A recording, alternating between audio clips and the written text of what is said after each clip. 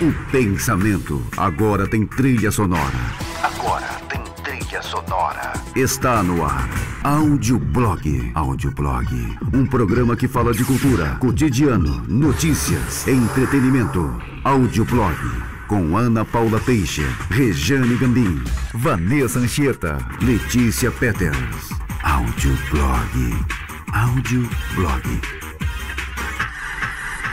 Olha só, ela é natural de Erechim, Rio Grande do Sul, tem 43 anos, jornalista e professora universitária, casada, mãe de 2 filhos, bacharel em letras espanhol pela Universidade de Erechim, é isso, Miriam? Isso. URI, muito bem, bacharel em comunicação social e jornalismo pelo ELUSC, especialista com formação pedagógica de professora universitária em tecnologias educacionais da PUC Paraná Curitiba. Muito bem, mas hoje nós vamos falar sobre jornalismo. Antes de a gente entrar sobre esse assunto, porque a Mais FM, a equipe de jornalismo da Mais FM, está preparando, Miriam, uma série de reportagens com professores, pessoas do jornalismo, para que a gente informe e mostre para a nossa comunidade o que é jornalismo. Exatamente. A diferença entre jornalismo e publicidade. A seriedade que o jornalismo tem que ter, porque ele envolve vidas, ele envolve informações. Então o que acontece? Quando eu abro o meu microfone e estou falando, e principalmente estou falando de alguém ou de alguma coisa, eu tenho que ter propriedade, seriedade e credibilidade nessa informação. E principalmente nós chamamos de polifonia, que é um critério do jornalismo, que é apurar uma informação a respeito, as informações a respeito de determinado dado, sobre várias fontes e vários prismas de visão. Várias versões. Um acidente tem a versão do acidentado, tem a versão do motorista, tem a versão do bombeiro, tem a versão do PM, tem a versão das testemunhas que estavam ao redor. Então nós chamamos isso de polifonia dentro do jornalismo. Qual é a diferença entre jornalismo e publicidade, Miriam? Conta pra gente. Olha, pra mim, eu acho que o principal é você ter a diferenciação do espírito de minoria.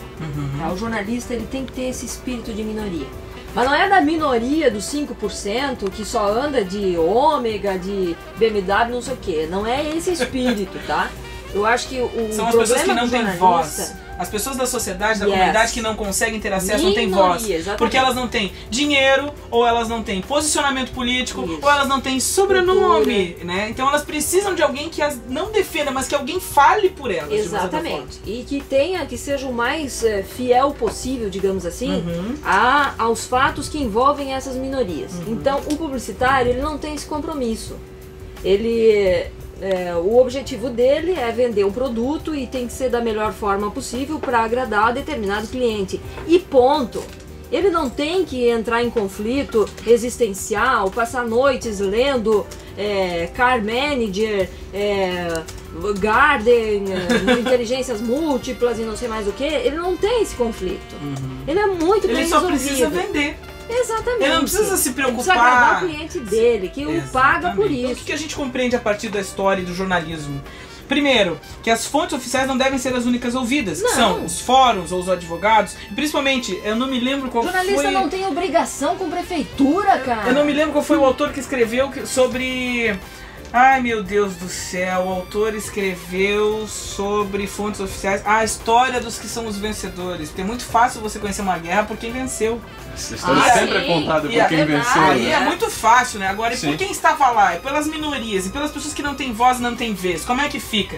E aí fala da história vista de baixo por alguns historiadores que nos últimos anos, nas últimas décadas, têm se baseado em reescrever histórias a partir de um outro prisma. Não tem como você ser um jornalista sem uma contextualização histórica e sociológica. Exatamente. Por exemplo, quando a gente estuda jornalismo, a gente sabe que na época do Getúlio Vargas houve um populismo e um paternalismo muito forte, e que a Voz do Brasil, esse programa que todo mundo ouve até hoje, obrigatoriamente engolindo goela abaixo, a gente sabe que foi instituído num governo em que queria alcançar as pessoas, um governo que deu um golpe no Senado e no Congresso, e que queria governar sozinho para poder ser ditador, e usava a Voz do Brasil como um canal de comunicação via rádio para chegar nas casas das pessoas. E era um governo populista e paternalista, e centralizador, idolatrado pelo povo, que as donas de casa mandavam cartas pro senhor Getúlio Vargas dizendo: o senhor precisa comprar leite para as minhas crianças. Era um veículo único. Exatamente. Você só tinha a Voz do Brasil como Então, fonte de informação. quando você vê sob este prisma, tudo muda na sua leitura contextual.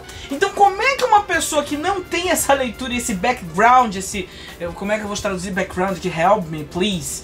Esse arcabouço, essa contextualização, essa bagagem. Como é que este fulano, que não estudou técnica de jornalismo, que não estudou contexto, que não estudou história, nem sociologia, nem filosofia, não sabe o que é ética? Se ele falar em ética, ele tem que ir no Google procurar o que significa ética. Como é que esta pessoa vai fazer jornalismo?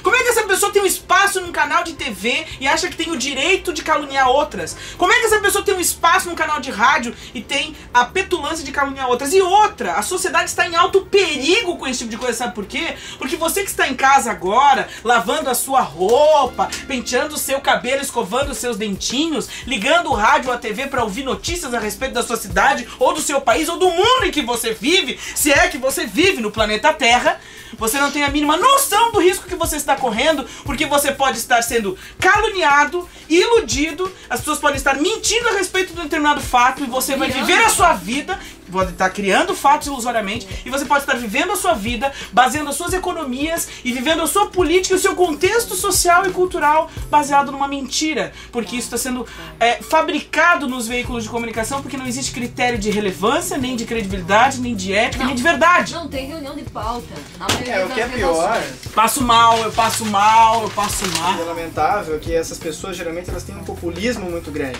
Sim. Isso é assustador. Pra encerrar, objetivamente, Miriam, como funciona o critério de eleição de notícia?